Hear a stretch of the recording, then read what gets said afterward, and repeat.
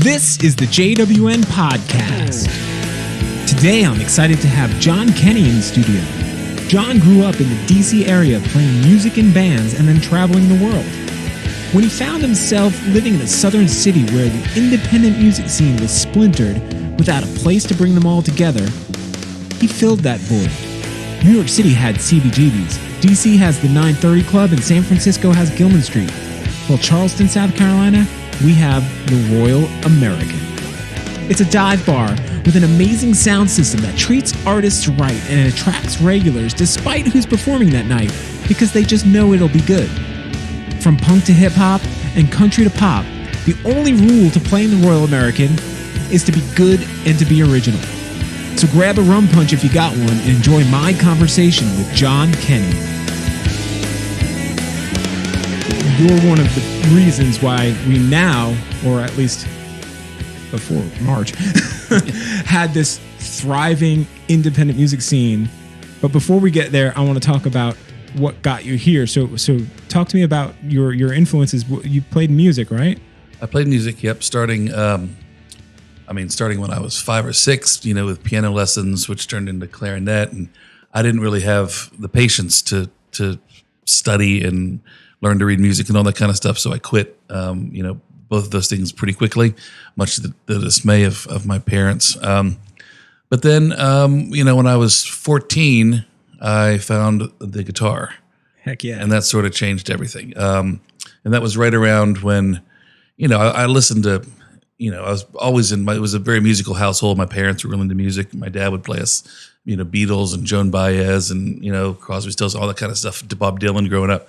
So there's always music around. And when I was 13, 14 was when, we were first getting Ozzy Osbourne and Judas Priest, a lot of the metal stuff, which I really got into. I was just skating and riding my bike and all that. And so I picked up the guitar and pretty quickly just started learning the chords and, writing songs, met up with a couple guys my age, and we, made a little band and, mostly like most kids, just in the garage and, learned how to play Sweet Child of Mine by Guns N' Roses. And that was like the coolest thing ever. And, just kind of went from there, started writing songs at that age.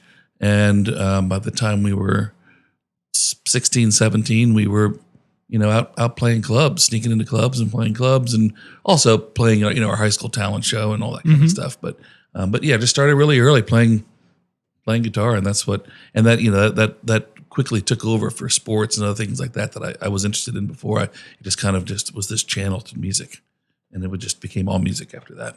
Dude, the high school talent show. I don't know if people realize, for a lot of musicians, I imagine it's the same for other people that have artistic talents, but the talent show for musicians I remember it so vividly because it's like that one moment where you can let all these other kids that probably don't even really know you well enough, look, I can rock. It's such a cool experience, I think.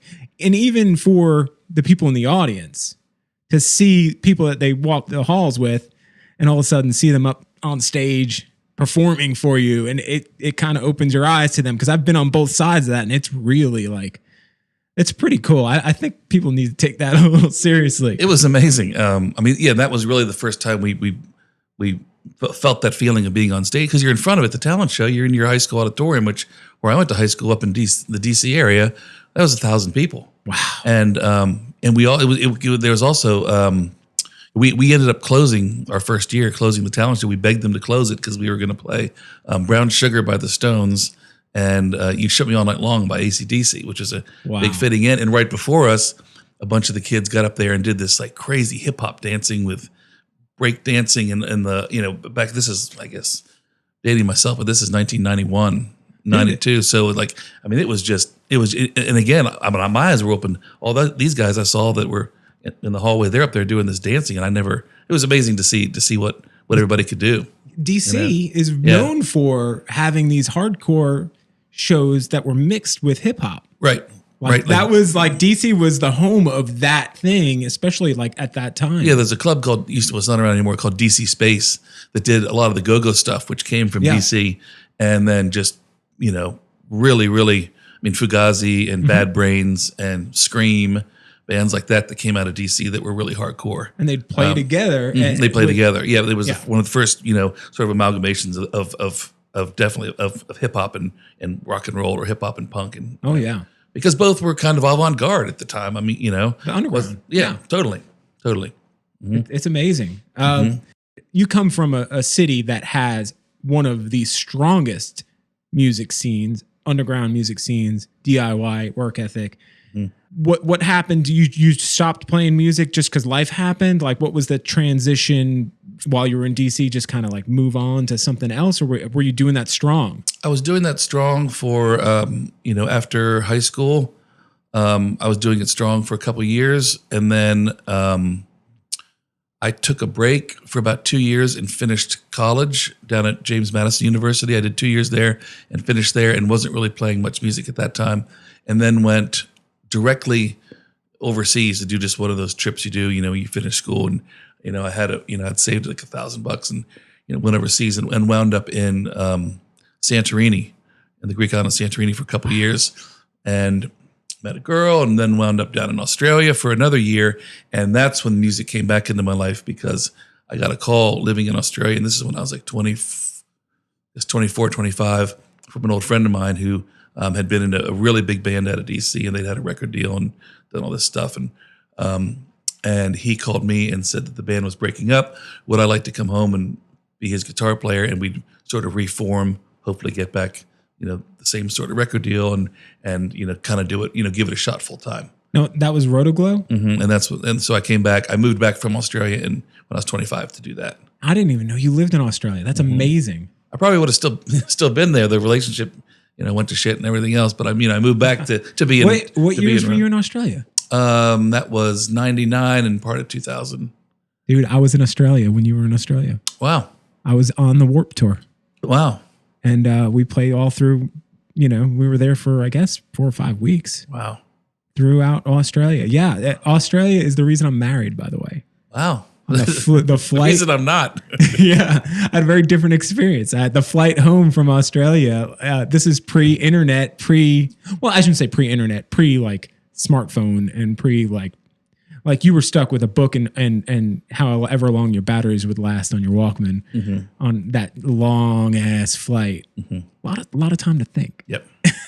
Yep. Interesting you say that about the Warped Tour, because we ended up doing the Warped Tour the next year, but only for 3 dates. We were one of those Local, just formed, and we're a local band, and they put us on, I think, Virginia Beach, and then DC, and then Pittsburgh. Yeah. So we did 3 dates on the Warped Tour, which was super fun. And that year is the Vandals and Pennywise and AFI and tons of bands that we looked. Henry Rollins, we hung out with. It was for us. It was like our first legit thing we'd done. It's like, oh, we're actually, our little 26-foot RV is parked, in between these massive tour buses, and we were like, we've made it. It's punk rock summer camp for sure. Oh, and I still remember it was sponsored that year by Yoo-Hoo, and they had these big Yoo-Hoo containers backstage that would, and they were 2 next to each other always, and one said with vodka and one said without, so you could just drink Yoo-Hoo vodkas all day, and it's crazy. Yeah, that whole tour did so much for punk rock, because, like you said, you guys were a band, a regional band at the time, and here you are playing with like world touring headliners, and they treat you like family. Yeah, like we were supposed to be there. Jimmy Eat World was just coming up, and we ended up being best friends with them for 3 days, and then all of a sudden they just blew up, and we're like, oh, look, our friends got all famous. Look at them go, Oh yeah, and we, so that was great. Yeah, it's a cool experience, and sadly it ended right before the world went to complete crap. But they had a good run for what it's worth. They definitely influence a ton of musicians. All right, so you're in Rotoglow, you're going strong, and somehow between that and now you ended up in Charleston, South Carolina. I guess during Rotoglow, we toured pretty extensively for for 6 years until I was 31. During that time when we weren't on the road, I'd pick up jobs as a server or a bartender or whatever I could, bar back, whatever I could do. So I kind of learned the restaurant industry a little bit, just because that was the quick and easy way to pop into town, work 3 days, make a couple $100 and go back on tour. And the band just kind of naturally, we had a lot of fantastic things happen and a lot of near misses and near hits and things like that. Yeah. And as, it just kind of came to an end after 6 years, and we made a few records, and so Rotoglow just kind of, buried itself and never really got past that hump that you need to get past to sustain it. Yeah. And make up, which is, that obviously was the dream. So that didn't happen. And so of course I go back to Australia for another year and a half. Wow. To go just relax and, chill out. And I'd met a girl, not an Australian girl, an American girl who lived in New York City. So I moved to New York City when I was 32 and spent 2 years there and not playing music, just kind of reeling from Rotoglow. And she said, I guess 2 years in, her mom, she was from South Carolina, and she said, my mom lives in Surfside Beach near Myrtle Beach, and she's not doing so well. What do you think about moving to Charleston? And I said, sure, let's give it a shot.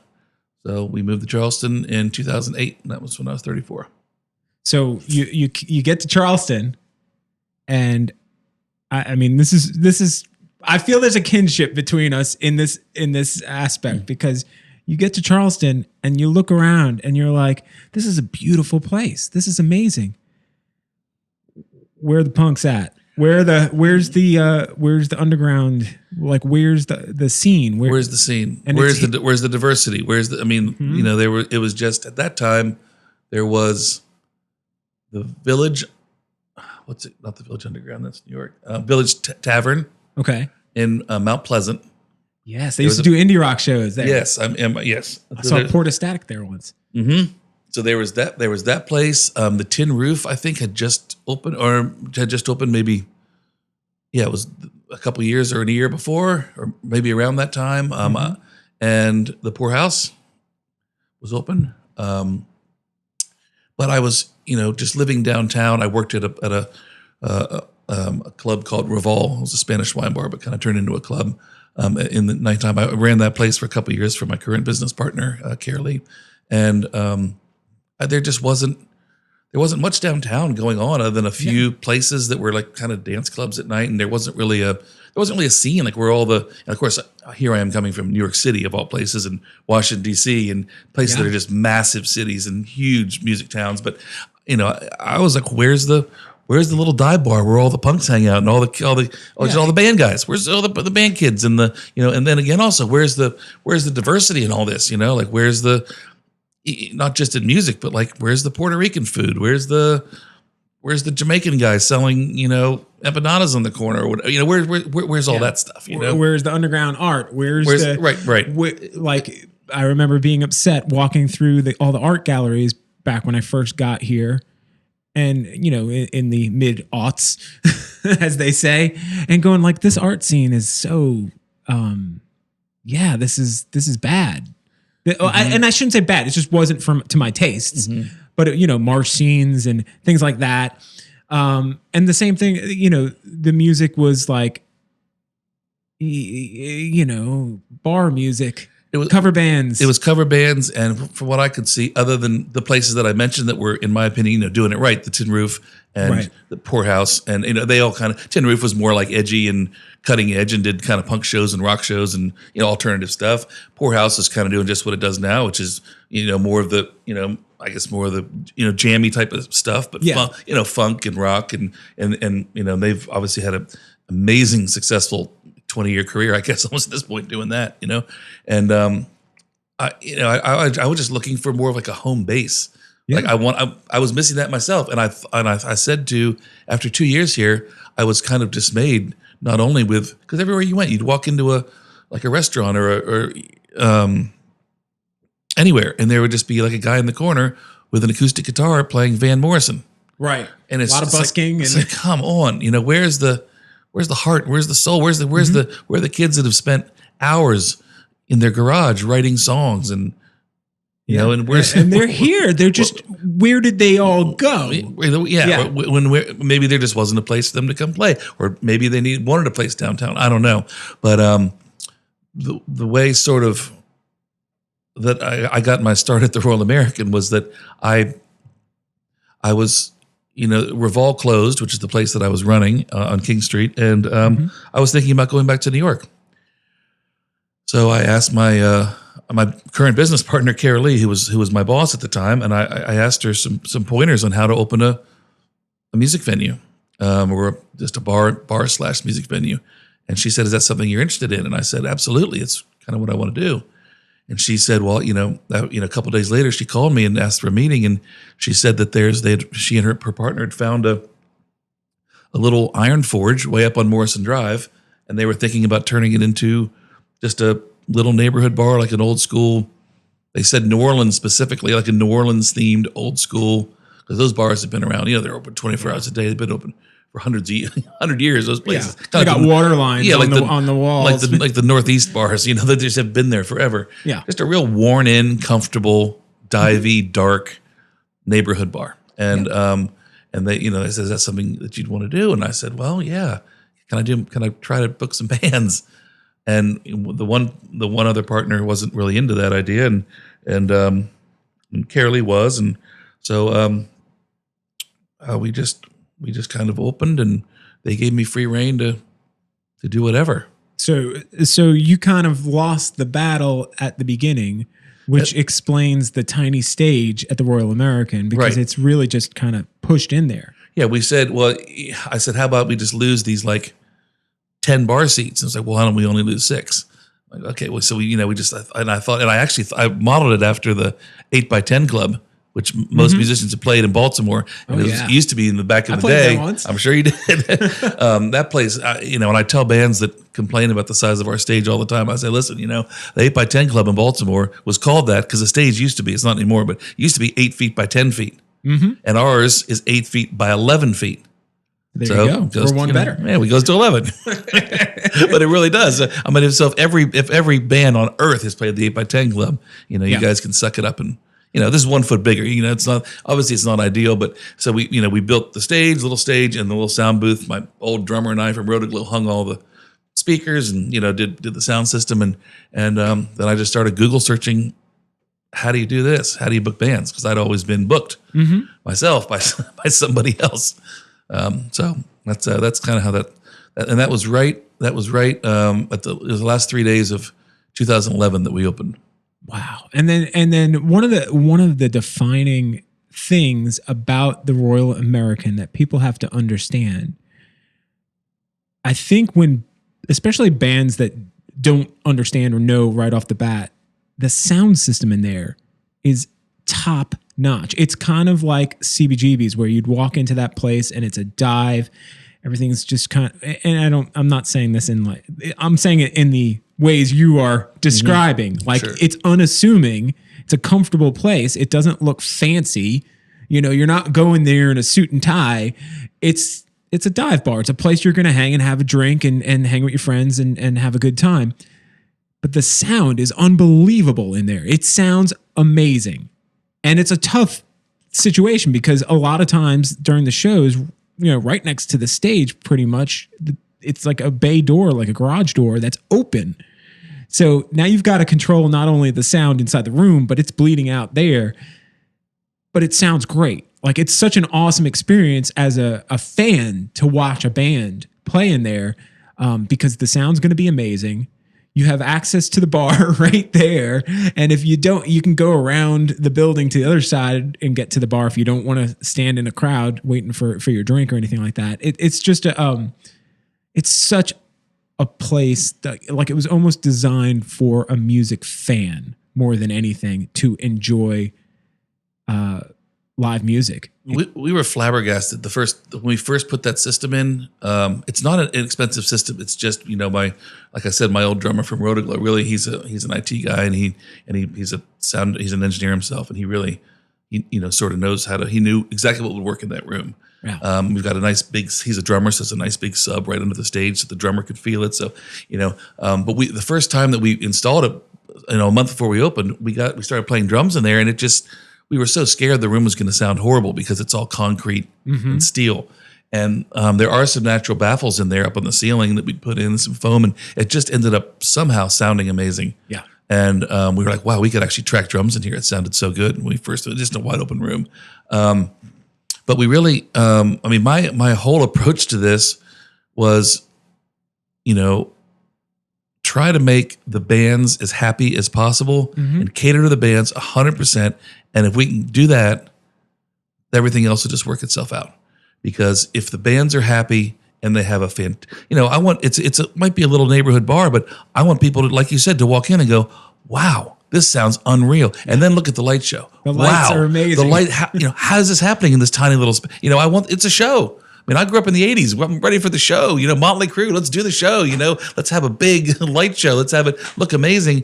And, and I see so many bands after they play at the Royal American, they'll change their Facebook profile. The next day, it's them up there with the lights on them. And because most little bars don't have that kind of light show. Oh, yeah. Or they have just the blinking wedding lights that just go blink, blink, and it's not in time with the music, and it looks terrible. So we really take a lot of pride in making the bands look and sound as great as they can.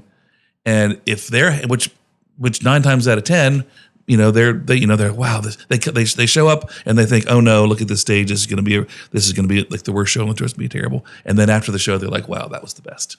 Thank you. So it's we have to just kind of get through that the shock of seeing the size of everything. And once they get through it, it's usually a great experience. It's so amazing. Like there's so many shows that stand out to me.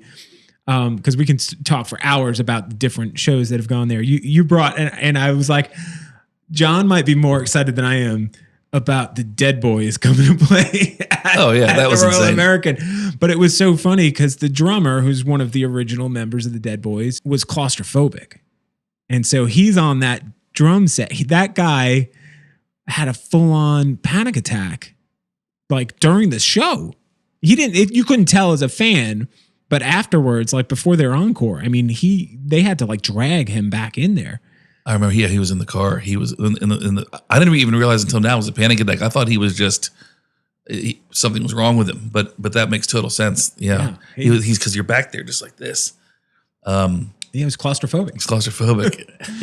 I mean, that was a fantastic, like Cheetah Chrome on the stage. I mean, that was unreal. But they sounded amazing. I mean, it sounded better than I thought, what I'm saying? They sounded great as a band. Like their singer was amazing. The other guitar player, fantastic. The bass player was fantastic. Like all the guys that were not original members, they really like captured the studio sound of that band. And what's great about that night, I was terrified. We had Dan Baird from the Georgia Satellites in.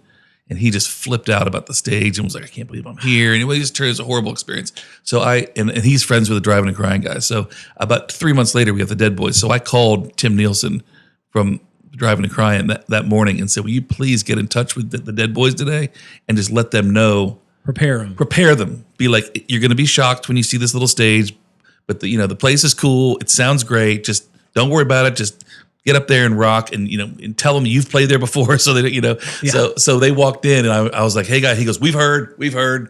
So they were super cool from the get go. But sometimes when you get those, those bigger acts in, they're kind of like, what, Yeah, but that was. I remember talking to the guitar player, the newer guitar player, and he was like, "Dude, this is the best show we've had on this leg of the tour." It was like a turning point for them, that show, because the crowd was on fire. Obviously, it sounds great for the band playing as well.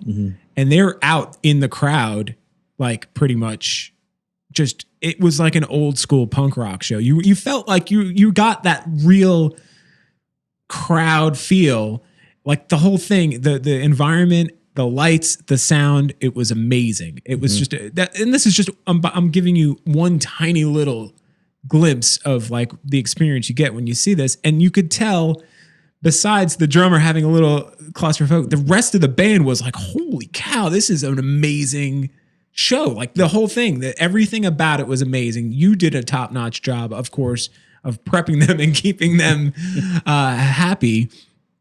But before you get to that point, talk to me about helping build this indie scene. Well, initially building the scene started with, I mean, they were just, at the beginning, I was just grasping at straws, trying to book whoever was around. I didn't know how to do it. When I finally got an actual booking agent from Paradigm or one of the bigger agencies on the email, I had to Google half of the email because I didn't understand any of the vernacular. But I guess probably 3-4 months after we opened was when Dan McCurry started Hearts and Plugs. And Hearts and Plugs was originally bands like Elam Bolt, Grace Joyner, Brave Baby, I guess. Mm-hmm. Who else? Michael Flynn, I believe. There's a bunch back then. And this is about, I guess, a year and a half before Susto kind of came in and broke through. But those were our first. Those bands all just kind of needed a place to play downtown, and we just opened. So it was a very symbiotic relationship that we had there with Hearts and Plugs. It really worked out well, I think, for both of us, because they had a place to play, and we were trying to just sell drinks and host shows, and it was it just ended up working out really well for both of us. So was the summer shindigs were that was Hearts and Plugs at first? Yep. Was that the first outdoor situation? Outdoor shows that you guys did? It may have been. They did the first couple, and it got really big, and then I think so. We did 2015 or 16 was our first one. I think that might have been the like the third or fourth.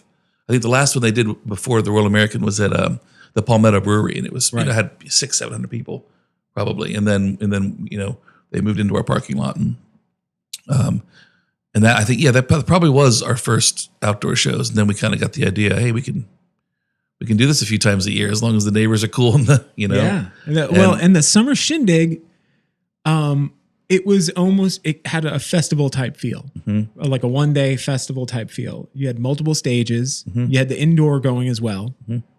You had outdoor bars. You guys covered, the bathroom situation was taken care of. You didn't have to worry about like 2 bathrooms to cater to there were over 1,000 people at those. Sure. Yeah. And the whole situation came at a great time, because prior to that, the closest thing we had to like a music or underground festival was Culture Clash, which may have been it ended before that whole thing started. So it was kind of like the whole area is like looking for this, and then you get that. Then you had the Charleston the Arts Festival. And these things became so inclusive, and it defined a scene that wasn't just one type of music. Because by the time you get to the Arts Festival, now you have hip hop, you have dancers, you have folk music, you have rock and roll, you have dance music, you have, what I'm saying? Like, it's a whole. That's one of our favorite events to host every year is the Arts Festival. Oh, yeah. It's just great.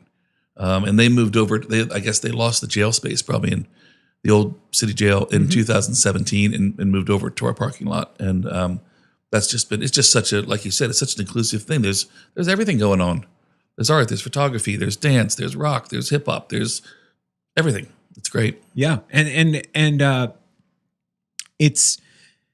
it started to really cement the fact that the Royal American was the center. I mean, we still have these awesome venues like the Tin Roof and the Poorhouse that host punk rock shows and other forms, like, the Poorhouse is mostly like jam bandish kind of centric, but they also do hip hop shows there too that are really good. Absolutely. So there are these places like that still exist, but honestly, like the center that doesn't have a defining type is the Royal American, because it's like just basically anything that is good. Right. And that's what I've always said. You just have to be good to play there. No matter what genre of music you are, if you're a bad rock and roll band, you're just not going to be able to play. If you're a bad hip hop band, you're not going to be able to play. Right. But if you're good at whatever you're doing, we have a spot for you, And it's not that we're trying to be elitist. It's just that, I mean, I'm trying to put the best talent on the stage as I can every single night, because we've got regulars that come in and they blindly, at this point, at the beginning, it was like pulling teeth to get people to pay $5 to come in and see 3 artists. And that is just ridiculous, no matter what. I mean, some people aren't music fans like we are, but no matter what town I'm in, you're walking down the street and you're looking to, I'm out with my wife trying to find something to do. And there's, hey, walk into a bar, it's $8 for 3 bands. Of course I'm going to go. Of course I'm going to pay it. I mean, it's, you're invested at that point too. Right. So, it took so long to get people to, to realize that it was okay, to pay a cover charge. And now if I have people that come in and I put XYZ on the stage that just maybe isn't up to snuff, all these people are going to come in and pay the money and then go, oh, that was kind of a letdown. Probably shouldn't go to Royal next weekend. They're going to, they book these weird, whatever, Right. So that the goal is always to just put, the creme de la creme. Benny Starr always says it's a player stage. That's what he says to me. He goes, that's Royal as a player stage. You got to, you got to know what you're doing to get up there. Yeah. And, I'll take whatever heat I take for that, but that's kind of always been the thing, if you play exclusive at all. If you play cover music, I mean, the guys come to me all the time, these great cover bands and that sell out places on King Street. I'm like, I'm sorry. That's just, we're different. You play on King Street and make all your money, and I'm nothing against them. I mean, it's great, but it's just not what we do. That's, we do original music, whatever genre you like, original music, and it's amazing to me how many bands I've been turned on to in that place that I probably, if I hadn't experienced it live, might have passed up on. I mean, Two Slices comes to mind because it's hard to explain that band to anybody. I've dragged friends to go see Two Slices, and when I try to explain it to them, even if I try to play the music from their CD, they're like, all right, whatever. They don't get it. And then once they see, there's just electricity when they play, the way that, Brandon and Danny do their things. And it's just, now with a full band, it's even greater, filled out. But I mean, it's just. But talk about a band that fills into that club perfectly. Yeah. They know how to work it in there. They know how to put on a show for the Royal American. But that's one of those things. Like, you have that's how this great scene is born, because you have people coming together.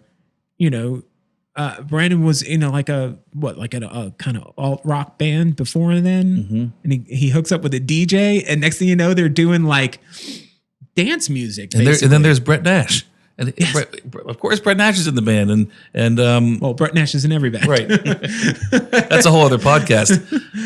That's a whole. Brett Nash could host his own podcast. Oh yes, called "Bands I've Been In," and it would be an infinite. I've got a list of the bands. I had him do it a couple years ago. I'm gonna need to update it, but I do have a list of bands at home that he has performed in on the Royal American stage, and it's close to 30. Holy cow! Different bands that he's performed on our stage. Yeah, that guy is a machine. He's pretty amazing. So what was the point? What was the turning point for you when you started doing this with the Royal American, where you're like, I think we're onto something? Do you remember a specific moment? Yes. Tell me about it. It was December 30th. It was the day before New Year's Eve, I think, and it was I think it was 2013. Because we've been at it with the band thing for about a year and a half, and we had Brave Baby and Hey Rocco. Hey Rocco was opening for Brave Baby, and I remember by like 8:30 p.m. our doorman was like, "We got to stop the door. There's already like 400 people in here," and we didn't even get our we ran with a 99 occupancy for up until 2018. Because we had to put a sprinkler system in order to increase our occupancy and build some more bathrooms, which we've done now. Yeah. And our occupancy is 320.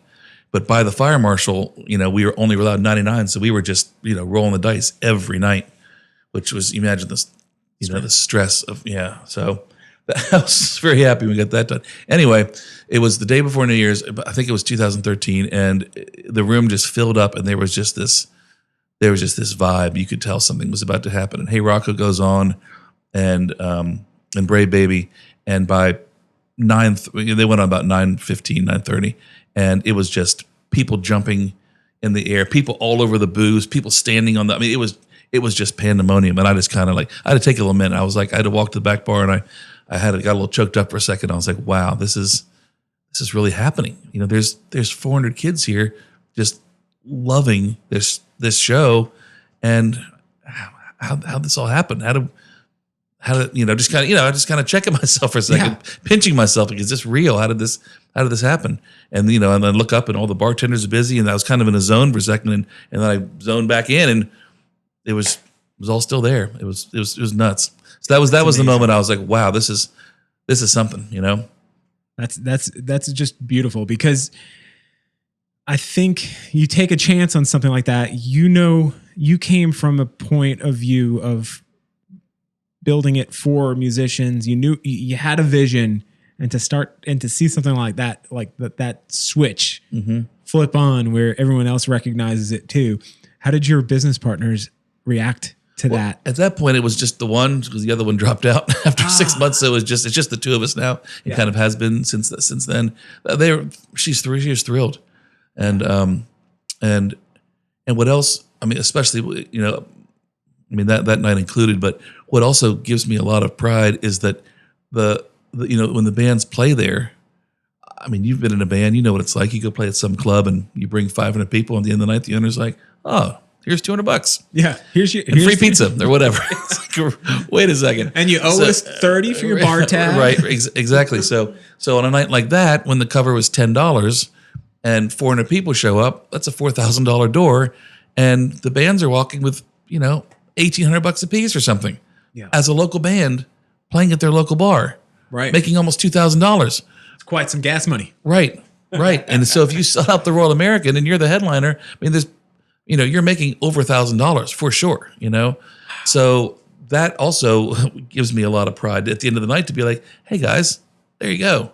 I'm so happy to do that because I'm a band guy. I know that every penny counts. They're trying to buy merch.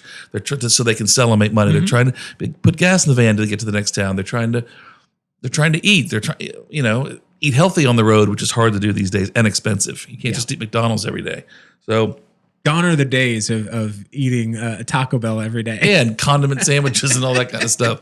That's why we put the staff meal on our menu at the Royal American. It's always $5, and it's geared in the bands get half price food, which means they can eat that staff meal for $2.50. Wow. So and it's usually something. I mean, it's $5, so it's not going to be a steak, but it's something usually high in protein, like I don't know, beans and rice or some hummus and tabbouleh and toast points or something, that'll get them going, and they can eat that for $2.50. Yeah. So they don't have to, eat it fast food.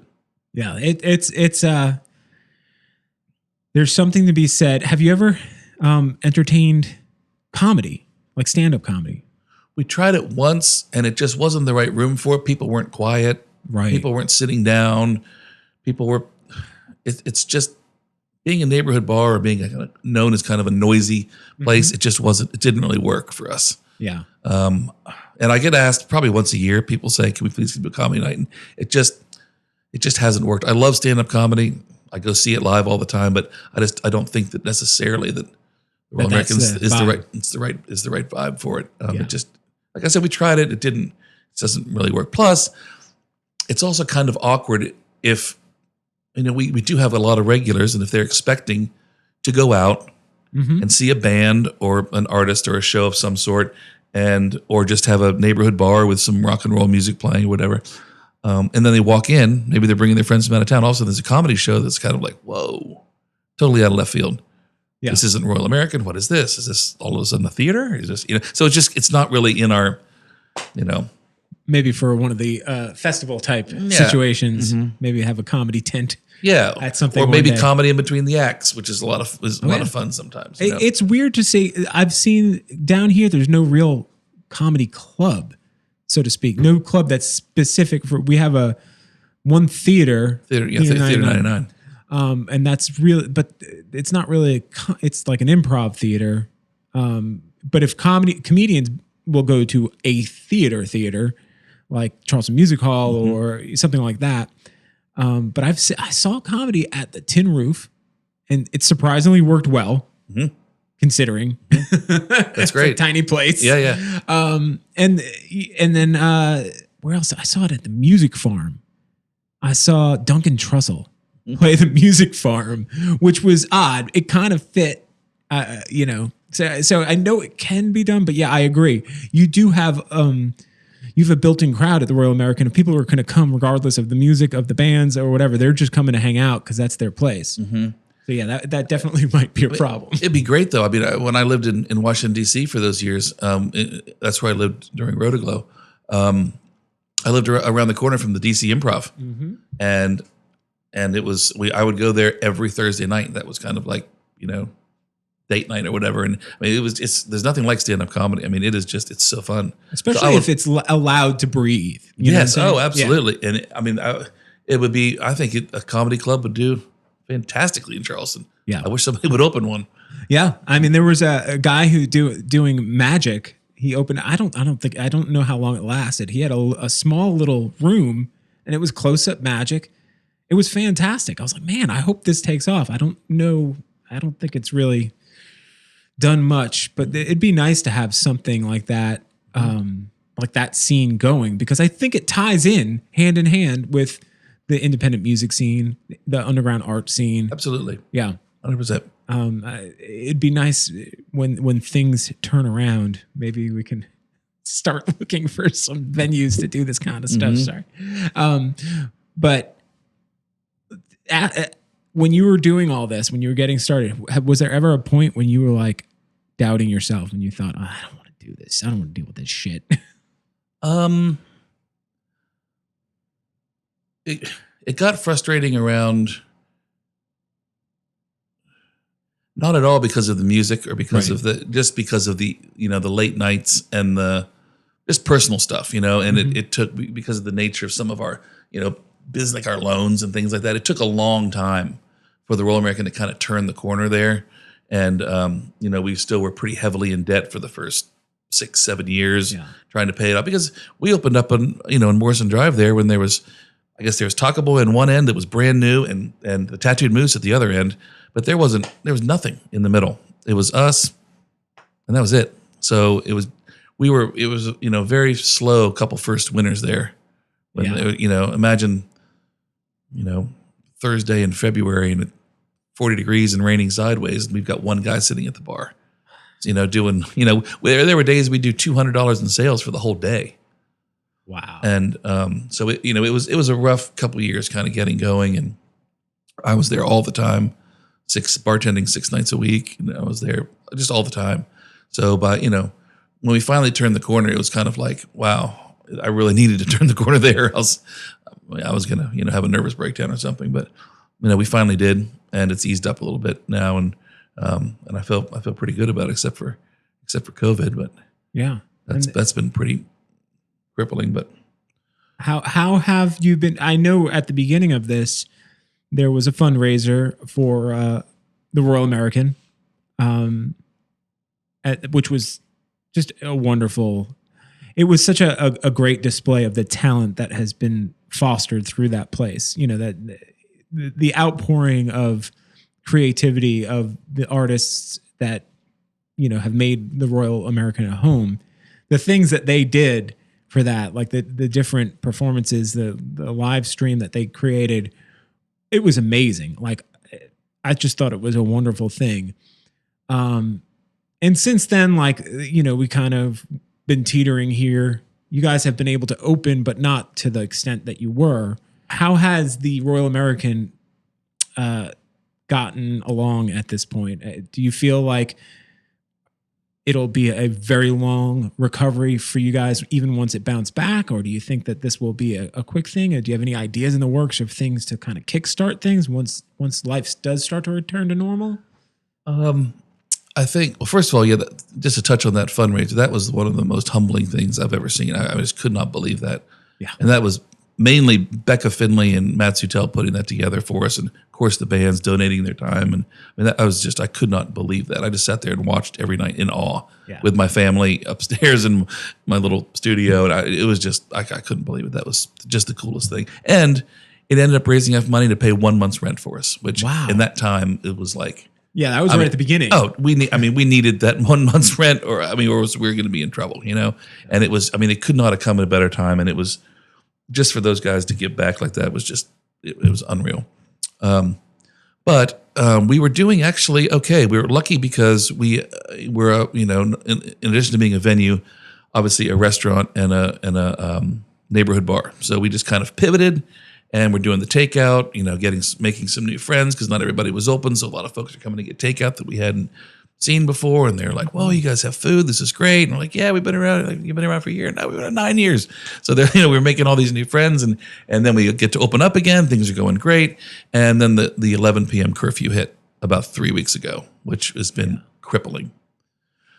That's the hardest hit for all of us to take. And again, I think we're poised to get through it. Okay, we have those porches.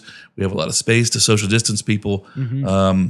I feel horrible for so many of those businesses on King Street that do so much of their business on the weekends and from 9 or 10 p.m. onwards. A lot of the dance clubs, a lot of the places that that are popular kind of with the college kids, because they're having to close right when they, when their business is starting to hit. And same for us, but luckily we have the daytime business and people having lunch and happy hour and all that.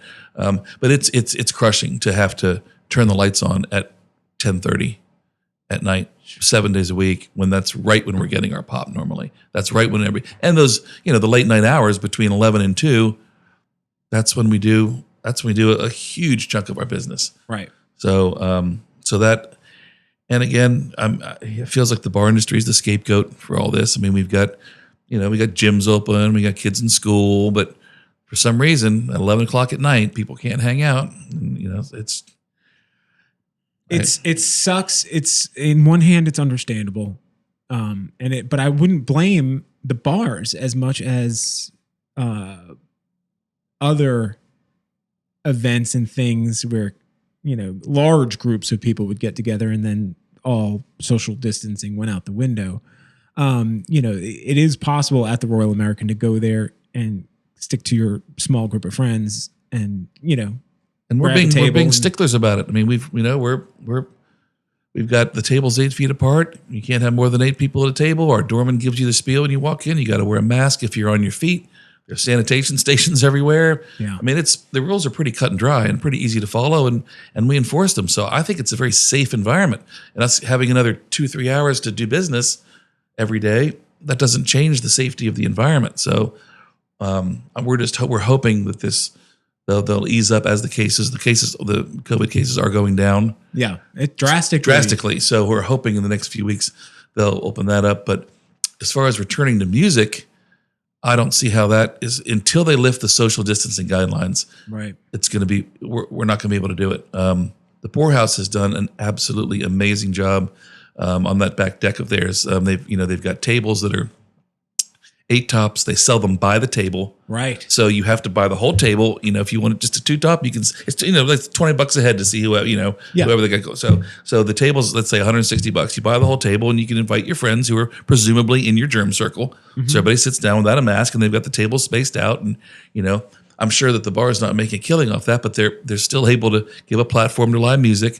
Musicians are still able to play. They're still able to ring in some beers and food, and that's it's been fantastic. But I don't think we're not set up to do that at the Royal American because we don't have a stage outside and there's no seating really in front of the stage inside. Yeah. Invest money into a solution that would work is never. You wouldn't even break even. Right, we wouldn't even break even, and we're getting by now.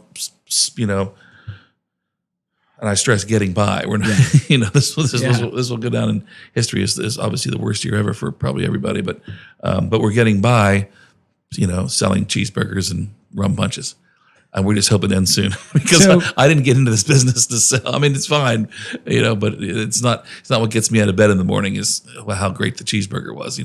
I want to go to sound check. I want to interact with the bands. I want to hear about life on the road. I want to put on a great show for everybody. And I want to give a platform to people. So have you thought about doing any kind of, cause you guys have to close at 11. Yes. Right, to the public. Yeah. Is there a possibility to do something like have a band that normally would play there come in after 11, play to an empty place and just live stream that, and maybe either do a a donation thing, or figure out a monetary way to make it work for everyone involved. I don't know. I'm just throwing things out there. Like, I just wonder if there's something you can do to maybe create something that didn't exist before. That's actually not a bad idea. Doing something after 11 and then streaming it and seeing if we could drum up some support for that. Yeah. That's something to think about. All right. So you can grab some special limited edition Royal American cups and maybe sell, I don't know, Royal American rum punch to goes or something like that, or and have people have the Royal American at home experience.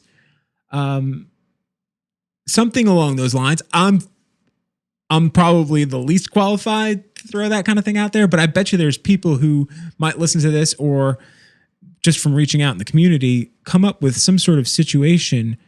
But what interests me more in this is where I look for the opportunities in this, is coming up with something that will outlast this pandemic, that will be a permanent stay. Because, having a Royal American TV, like a YouTube channel or something like that, where people can have certain performances saved forever. I don't know how financially feasible that might be, or something along those lines, because I do think the bands that have come and played because of you, because of your sacrifice and what you've done, the bands that have come and played here and have recognized Charleston as a place to come, and they come back, whether it be regional bands. There's bands I've never heard of that come from out of state, like Pip the Pansy. Again, I probably never would have picked up on Pip the Pansy because it's dream pop. It's not in my wheelhouse. But seeing it live, you can't help but go like, holy cow. Right. This is an amazing thing to witness. She's got it. Whatever that it is, she has it. Yeah. And you're right. We have such a vast array of creatives that are in our little group, in our little circle. So we might have some follow-up conversations after this. See what we can put together. Well, we'll give you credit. Well, no, I don't want credit. I want next year at this time to be getting ready to go see Susto play outside to a packed parking lot. And I'm sitting there going like, all right, what's the right time of day where I can get my drone and not fly it over people and get a picture of this situation? Because this is unreal. Like, look at this huge crowd and look at this whole setup. And it's an unbelievable place. All right, let's rewind for a minute. I just want to talk about the younger version of you, the guy playing the talent show. Let's just pretend COVID's not a thing right now, because I know that's a sad thing to talk about. But the reality is you've built this amazing thing. You've helped grow a scene that needed a home, and you provided that. So the kid who's getting ready to get on stage at the talent show, he gets a glimpse into, we'll call it 2019. He gets a glimpse at what you've done and what you're doing. What do you think his reaction is? Because I'm sure that's not what he was thinking, but I imagine like he's going to be like, this is even so much more than. Yeah, first of all, I mean, all those nice things you said, it's hard for me to hear that because I don't ever think that way. Yeah. And I don't, so I just am doing what comes naturally and what I want to do. And, but I mean, I do appreciate, those, your words. But yeah, I think that kid 14-year-old me would, who thought he was going to be Nikki Sixx, would be pretty happy as to how it's all gone, because I feel like part of me feels like if we'd ever, back in, in the band, if we'd really made it, maybe it would have been too much. Maybe that wasn't the life that I was meant to live. I'm kind of a homebody. I'm, believe it or not, kind of an introvert a lot of the time. I like being home. I like, just hanging out and cooking and fussing around in the garden and all, things like that. And maybe I wasn't meant to be a obviously a touring musician or rock star or whatever. And this is, I don't even want to say a close second. This to me is almost better. It is better, I think, for me to just, I feel kind of like, I don't know, I'm like the big brother or the dad or something. I look at the 22-year-old musicians coming in and I see myself. I mean, that was me 25 years ago. Oh yeah. And I see them coming off the road and they're tired and I can tell they haven't slept, and I remember that feeling. I did it. So I just kind of try to share a little advice with them when I can, and and I don't know. It's kind of I don't have any children of my own, so I almost feel like this scene is like the Royal American, not the scene, but the Royal American is kind of like a little extension of me, and that feels good. Feels good. Yeah, I mean, to me, you if you watch or listen to interviews with musicians, comedians, artists, a lot of musicians say they would love to open up their own club. A lot of comedians want to open their own comedy club, and they do. And Rodney Dangerfield, yeah. Then you've got artists want to open up their own gallery. So in a way, you've made it, my friend. Well, thank you. And I also, another reason I enjoy it is because I've seen touring all those years. I've seen so many clubs, especially the smaller clubs, owned by total dirtbags that are not in it for the right reasons. They're in it because they want to make a quick buck and they don't care about the bands. Or it's a front for something else. It's a front for something else. I mean, really, it's so common, more common than not. So I feel like, me owning the Royal American, at least the bands have someone on their side who's going to pay them fairly, who's going to, the mic stands aren't going to be broken. The monitors aren't going to be broken. The lights are going to work. The sound guy is not going to be out to lunch. We've got the best sound guy. I think the best sound guy in Charleston working with us, Matt Sutel. He's been there for 5 years. And it's amazing. Amazing. And, we do everything we can to make the bands have a fantastic experience and then get paid what they're worth on top of that. Yeah. And that to me is we're on the right side of the track on that. And I think so many other venues or not even venues, I'm just, little clubs are not, so.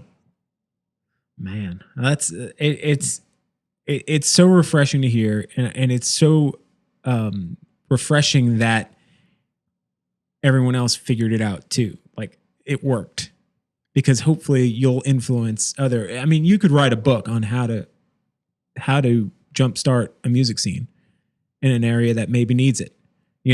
Maybe you should talk to the people in Savannah, see what they got going on. I know. There's some of these other places where you could go, and say, hey, you've got talent here.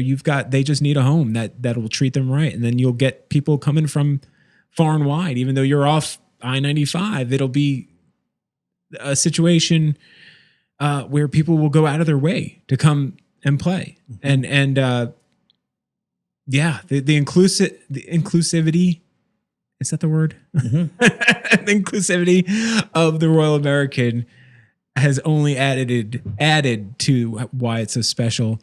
But I think that comes from you. Like that's your spirit. You're like, hey, if it's good, I don't care.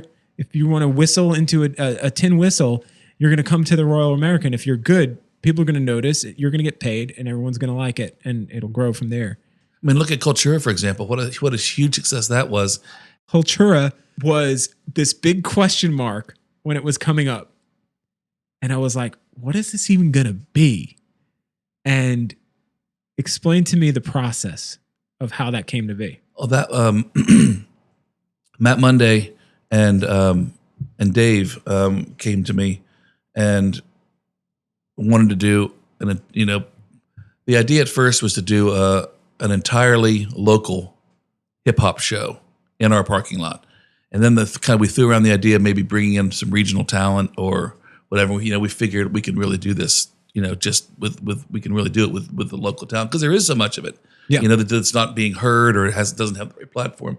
So And I mean, that was, I really can't take too much credit for that other than, accepting that we want to do it, obviously, and hosting it. But, Matt booked the bands, Matt Monday, the bands, the artists, really got that lineup solidified. Everybody did a great job of promoting it.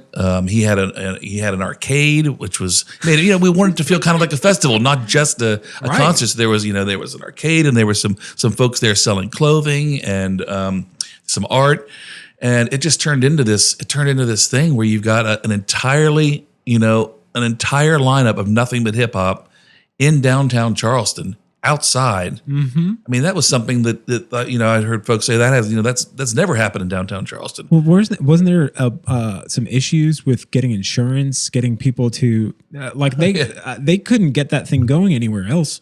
No, and I mean, that's a whole other conversation. But the insurance companies, as soon as they found out that it was hip hop, they were like, "Oh yeah, we don't." And it triples. You're what you got to pay triples, and we're like, "You've got to be kidding!" Right. But that's they say, "Well, hip hop's dangerous." I'm like, "Well, no, it's not." And but they've got these, and we're talking like this isn't like these are big insurance companies that huge ones that they deal with every day. So that's a whole nother conversation of how we need to get to the bottom of that and why they a certain type of music is labeled more dangerous than another type of music. They've got punk rock thrown in there too, the same as punk rock and heavy metal are in the same category as hip hop. So if you don't call it hip hop, if you call it R&B. Oh no, we tried calling it R&B. I talked to Matt about it. Of course, he thinks it's ridiculous. So so and so's an R&B artist, and then they research it and say, oh no, that's actually rap. So that's going to be hip hop. But people, and I get this all the time. People think that live hip hop is scary for some reason. It's just not. I mean, we've hosted so many live hip hop shows. We've done 6 or 7 trappy hours at this point, which is it's trap music. It's pretty heavy, heavy hitting, hip hop. I mean, but the best way I can explain is one of the first summer shindigs we hosted.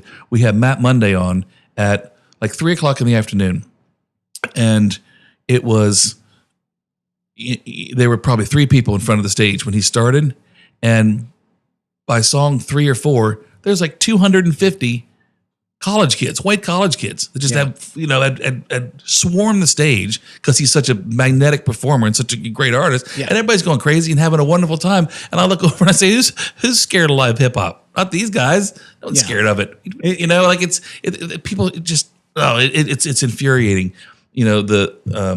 on many levels. I mean, it's stupid because from the inside that there's no difference between a hip hop show and a country show. Correct. You could have just as much of a threat of a problem at a country show as you would at a hip hop show.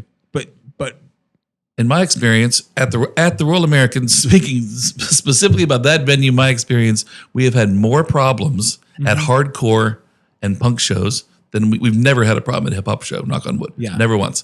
And we've hosted, I don't know, probably 50. 75, 100, quite a few at this point. And, there have been some punk rock shows, not any local bands, but we've had bands from out of town come in and, then at the end of the night, the bathroom door got ripped off and the toilet in the men's room is literally looked like it's got tackled by a linebacker. It's on the ground in pieces and people have thrown beers and broken the paintings and, the lights hanging inside. So, that kind of stuff happened, which of course you expect. I grew up listening to that music and you expect it to be a rowdy crowd. But point being, the hip hop crowds have been much more well behaved than that crowd. There's nothing wrong with, throwing a beer at a punk rock show. We've all done it. That's what you do. It's fun. You let steam out, but, and I support that.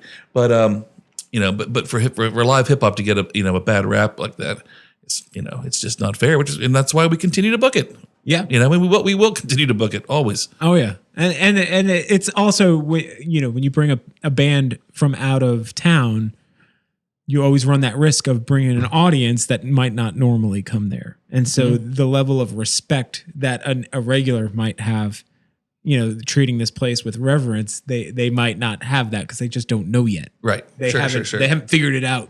Right. That's not the end of the world. I mean, it costs a couple $100 to fix a door in a toilet. Nobody gets hurt, Not the end of the world, but yeah. Yeah. Just don't do it again, people. Just don't do it again, right? Break your own toilet. That's right. All right. I think we're winding down here. We cover a lot of awesome stuff, and hopefully you understand why I wanted to have you on here, because I do think people need to understand what it takes to make a scene grow. It's not just having great music. It needs somebody who understands from the ground up what a venue should be for everybody, and that's something that you have you've walked into, and you've made it super special. You've made it special for a person like me who came here and was looking for something like that. I haven't experienced a music scene this inclusive and healthy, and it's not just for musicians. I go there as a photographer, and artists, photographers, anybody else, people who make clothing. You guys host flea markets at the Royal American, where Holy City Vintage, and Ill Vibe Girls, and Mindful Market. So it's more than just music. It's basically a whole community of people, of like-minded people, regardless of their tastes in art, that come together. And you have really built this from the ground up here. And I applaud you, and I thank you so much for your service. Of course. and I'm glad that Charleston has you, and hopefully by this time next year, we'll be out in the parking lot, getting some cool vibes and having a good time. 100%. Excellent, man. Thank you so much. Of course. Thank you.